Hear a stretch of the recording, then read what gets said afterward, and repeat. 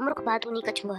एक तालाब में एक कछुआ रहता था। उसी तालाब में दो हंस तैरने के लिए उतरते थे। हंस बहुत हंसमुख और मिलनसार था। कछुआ और उनमें दोस्ती होते देर ना लगी। हंसों को कछुआ का धीमे धीमे चलना और उसका भोलापन बहुत अच्छा लगा। हंस बहुत ज्ञानी थे। वे कछुए को अद्भुत बातें बताते, ऋषि मुनियों की कहानी सुनाते। हंस तो दूर दूर तक घूम कर आते थे, इसलिए दूसरी जगहों की अनोखी बातें कछुओं को बताते। कछुआ मंत्र मुग्ध होकर उनकी बातें सुनता। बाकी तो सब ठीक था, पर कछुए को बीच बीच में टोका टोकी करने की बहुत आदत थी। अपने सज्जन स्वभाव के कारण हंस उसकी इन आदत का बुरा नहीं मानते थे। उन तीनों की घनिष्ठता बढ़ती गई। दिन गुजरते गए। एक बार बड़े जोर का सूखा पड़ा। बरसात के मौसम में भी एक बूंद पानी नहीं बरसा। उस तालाब का पानी सूखने लगा। प्राणी मरने लगे। मछलियां तो तड़प तड़प कर मरने लगी। तालाब का पानी और तेजी से सूखने लगा। एक समय ऐसा भी आया कि तालाब में खाली कीचड़ रह गया। कछुआ बड़े संकट में पड़ गया। जीवन मरण का प्रश्न खड़ा हो गया।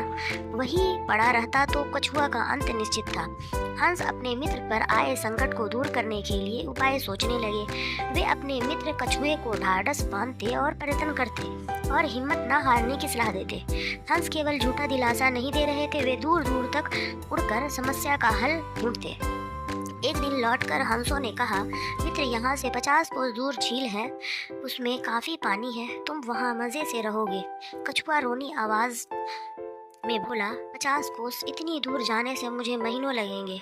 तब तक तो मैं मर जाऊंगा। कुछ की बात भी ठीक थी। हंसों ने अकल लड़ाई और एक तरीका सोच निकाला। वे एक लकड़ी उठाकर लाए और बोले, मित्र, हम दोनों अपनी चोंच में इस लकड़ी को सिर पकड़कर एक साथ उड़ेंगे। तुम इस लकड़ी की को बीच में से मुंह में थामे रहना। इस प्रकार हम उस झील तक तुम्हें पहुंचा देंगे। उसके बाद तुम्हें कोई चिंता नहीं रहेगी। उन्होंने चेतावनी दी, पर याद रखना, उड़ान के दौरान अपना मुंह न खोलना, वरना गिर पड़ोगे। कछुए ने हामी से सिर हिलाया। बस लकड़ी पकड़कर हंस उड़ चले। उनके बीच में लकड़ी मुंह दाबे कछुआ।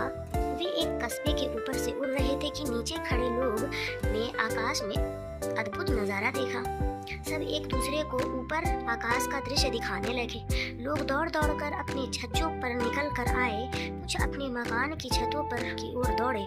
बच्चे, बूढ़े, औरत और जवान सब ऊपर देखने लगे। खूब शोर मचा। कछुओं की नजर नीचे उन लोगों पर पड़ी। उसे आश्चर्य हुआ कि उन्हें इतने लोग देख रहे हैं। वह अपने मित्रों की चेतावनी भूल गया और चिल्लाया, देखो कितने लोग हमें देख रहे हैं। मुंह को खोलते ही वह नीचे गिर पड़ा। नीचे उसकी हसली हड्डी पसली का पता भी नहीं लगा।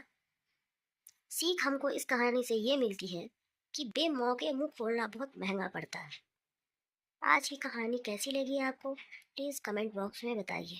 अच्छी लगी तो लाइक कीजिए, शेयर कीजिए। Thank you.